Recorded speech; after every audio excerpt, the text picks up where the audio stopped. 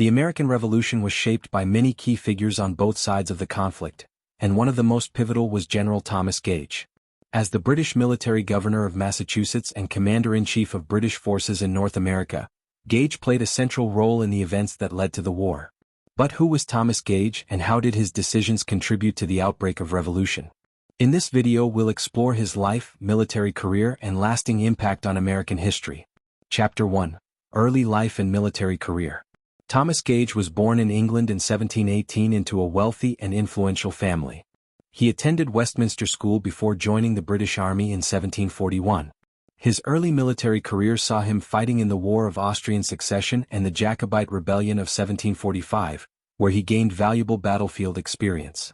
During the French and Indian War, 1754 to 1763, Gage distinguished himself as a capable officer. He fought at the Battle of the Monongahela, 1755, where British forces suffered a disastrous defeat against the French and their Native American allies. Later, he became the military governor of Montreal and played a key role in securing British control over Canada. Chapter 2. Appointment as Governor of Massachusetts.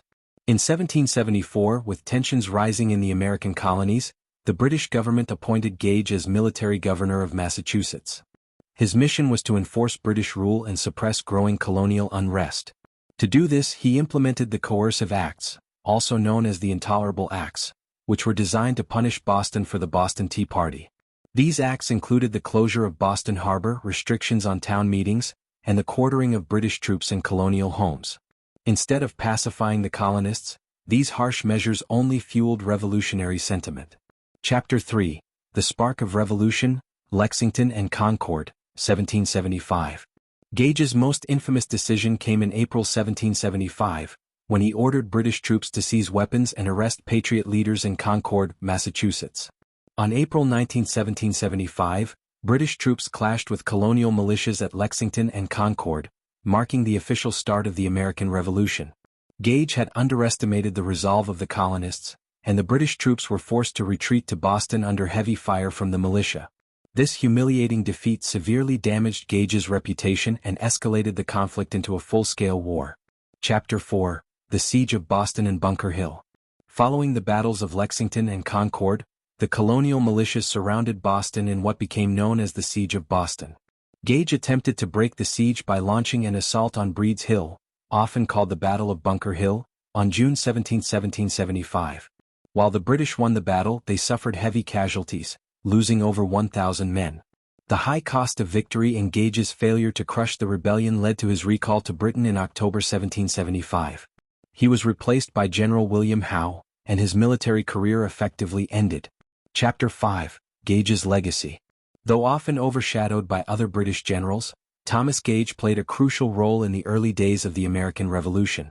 His decisions, from enforcing harsh policies to ordering the march on Lexington and Concord, directly contributed to the outbreak of war. Some historians argue that Gage was in an impossible position, trying to enforce British rule while avoiding outright war. Others see him as a rigid and ineffective leader who underestimated colonial resistance. Either way, his impact on history is undeniable. Conclusion. Thomas Gage may not be as famous as George Washington or Benedict Arnold, but his actions set the stage for the American Revolution.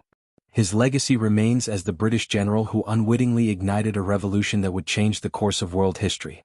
If you enjoyed this deep dive into Thomas Gage's role in the American Revolution, don't forget to like, subscribe, and hit the notification bell for more historical content.